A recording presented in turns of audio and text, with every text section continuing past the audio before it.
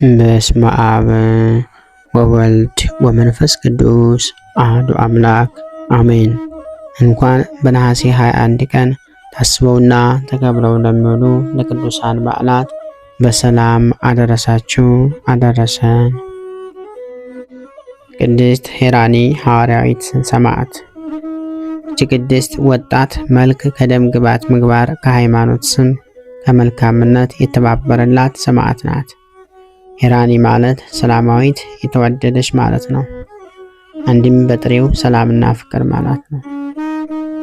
ቅድስት ሄራኒ በመጀመሪያው መቶ ክፍለ ዘመን በታናሽ እስያ የንጉሥ ሉኪያኖስ ልጅ ናት። ከተወለደች ጀምሮ ስለ ክርስትና ሰምታ አታውቅም። ምክንያቱም አባቷ ጣዖት አምላኪ ከመሆኑ ባለፈ ክርስቲያኖችን ይቀጣ ስለነበር ነው። ልጁን ማንም እንዳያገኛት ሲል ንጉሡ ለቅድስት ሄራኒ ቤተመንግሥት ሰራላት። ማንም እንዳይገባ በዙሪያው 12 አጥር አጠረባት። ጣዖቶችን እንድታጥን አገልጋዮቹንም ሾመላት። ምናልባት አጥር ሰውን ሊከለክለው ይችላል፣ እግዚአብሔር ግን እግዚአብሔር ነውና ምንም አይከለክለውም። ጌታ ደግሞ ይህችን ወጣት ለወንጌል አገልግሎት ይፈልጋታል። አንድ ቀን አባቷ ልጁ ምሁር እንድትሆንለት አለ የተባለ ሽማግሌ ፈላስፋ ቀጠረላት። ጥበበ እግዚአብሔር ማለት ይሄ ነው። አባቷ ይህ ሽማግሌ ማንን እንደሚያመልክ አልተረዳም። አረጋዊው እጅግ የተዋጣለት ክርስቲያን ነው፣ ግን ማንም አያውቅበትም። አረጋዊው ቅድስት ሄራኒን ዝም ብሎ ሊሰብካት ወጣለት፣ ነገር ግን ማንም አያውቅበትም። አረጋዊው ሽማግሌ ቅድስት ሄራኒን ዝም ብሎ ሊሰብካት አልወደደም። መጀመሪያ በስነ ምግባር አነጻት። ቀጥሎ ግን ጌታ ሆይ ጎዳናህን ምራት እያለ ይጸልይላት ገባ። ጌታችን ልመናውን ሰምቶታልና ቅድስቲቷ አንድ ቀን ግሩም ራእይን አየች። እርሷ ለማዕድ ተቀምጣ ሳለ የምስራቅና የምዕራብ መስኮቶቿ ተከፍተው ሳሉ በምስራቁ መስኮት ነጭ ርግብ በአፏ የወይራ ዝንጣፊ ወይም ቆጽላ ዘይት ይዛ ገባችና ማዕዷ ላይ አኑራው ሄደች። እሷን ተከትሎ ደግሞ ንስር በአፉ አክሊል ይዞ ገብቶ በማዕዷ ላይ ጥሎ ሄደ። በሶስተኛው ግን ቁራ እባብ በአፉ ይዞ በምዕራቡ መስኮት ገብቶ ማዕዷ ላይ ጥሎት ሄደ። ቅድስት ሄራኒ ያየችው ራእይ ቢጨንቃትም ሽማግሌ መምህሯን ተርጉምልኝ አለችው። እሱም ልጅ ሆይ ለዘመናት ተጠብቀው የነበረው ምኞቴ ነው። ጌታ ያሳየኝ። የሕልምሽ ትርጉም እንዲህ ነው።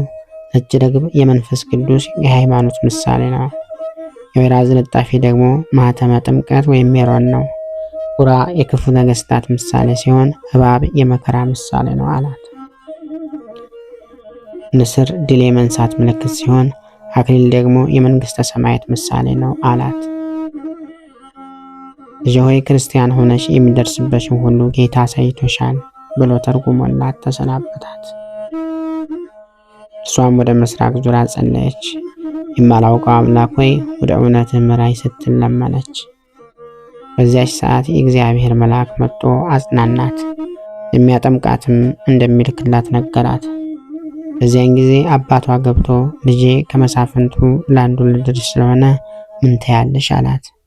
3 ቀን ስጠኝ አለችውና ሰጣት። ወደ ጣዖቶቹ ዕለቱን ወርዳ ለአግባ ወይም ይቅርብኝ አለቻቸው።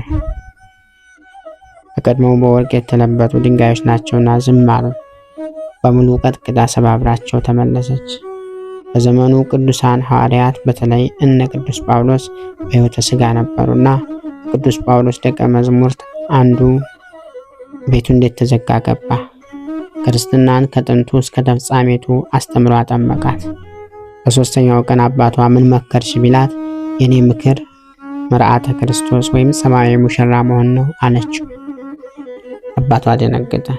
እጅግ ስለተናደደ ወደ አደባባይ አውጥቶ አስሮ መሬት ላይ ጣላትና በመቶ የሚቆጠሩ ፈረሶችን እንዲረግጧት አደረገ።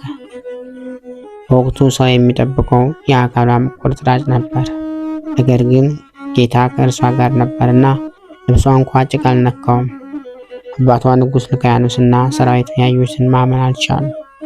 ሁሉም ድምፃቸውን ከፍ አድርገው ከክርስቶስ በቀር ሌላ አምላክ የለም አሉ። ቅድስት ሄራኒ ምንም ሳትናገር ይህን ሁሉ ሰው ማረከች።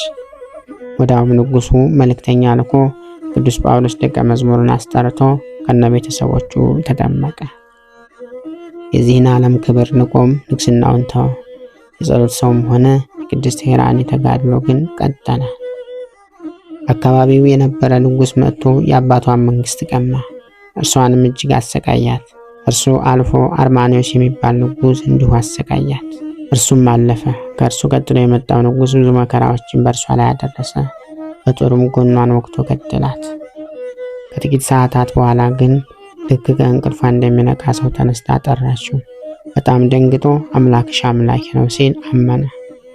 30 ሺህ በላይ ሰራዊቱንም ይዞ ተጠመቀ። ቅድስት ሄራኒ በቀረ ሕይወቷ በስብከተ ወንጌል እስያን አዳርሳለች። ጌታ አብርቶላት እርሷም አብርታ እልፍ ፍሬን አፍርታ በዚች ቀን አርፋለች። የሐዋርያትንም የሰማዕታትንም አክሊል ተቀዳጅታለች። በዚህ ዕለት ታስባና ተከብራ የምትውለዋ ሌላው ቅድስት እናታችን ንግሥት ሳባ ናት።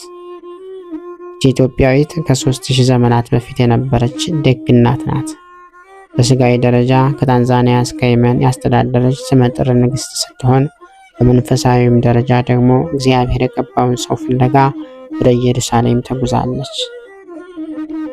እዚያውም አምልኮተ እግዚአብሔርን ከሥርዓተ ኦሪት ጋር አምጥታለች። ድንግልናዋን ለታላቁ ንጉሥ ሶሎሞን ሰጥታ ምኒልክን ወልዳለች። ይህች ንግሥት በጌታችን በፈጣሪ አንደበትም ተመስግናለች።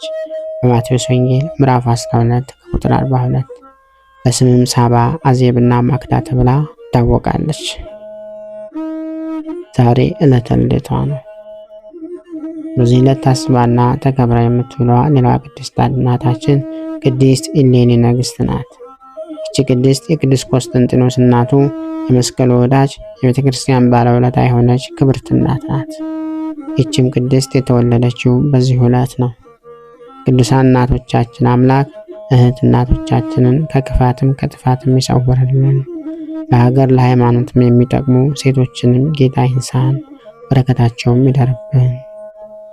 ነሐሴ 21 ቀን የሚከበሩ ዓመታዊ የቅዱሳን በዓላት ተስካረ ፍልሰታ ለማርያም ድንግል 6ኛ ቀን ቅድስት ሄራኒ ሐዋርያዊት ሰማዕት፣ ብሩክት ንግሥት ሳባ ልደቷ፣ ቅድስት ኢሌኒ ንግሥት ልደቷ ነው። ወርኃዊ በዓላት ደግሞ ቅድስት ድንግል እግዝእትነ ማርያም ወላዲተ አምላክ፣ አበው ጎርጎርዮሳት፣ አቡነ ምእመነ ድንግል፣ አቡነ አምደ ሥላሴ፣ አቡነ አሮን ሶርያዊ፣ አባ መርትናያኖስ ጻድቅ ናቸው። ንግሥተ አዜብ በፍርድ ቀን ከዚህ ትውልድ ጋር ተነስታ ትፈርድበታለች። ሰሎሞንን ጥበብ ለመስማት ከምድር ዳር መጥታለችና እነሆም ከሰሎሞን የሚበልጥ ከዚህ አለ። በማቴዎስ ወንጌል ምዕራፍ 12 ከቁጥር 42። ክብር ምስጋና ይሁን አንድ አምላክ ለሚሆን ለአብ ለወልድ ለመንፈስ ቅዱስም እስከ ዘለዓለሙ አሜን። ወስብሐት ለእግዚአብሔር ወለወላዲቱ ድንግል ወለመስቀሉ ክቡር። ይቆየን።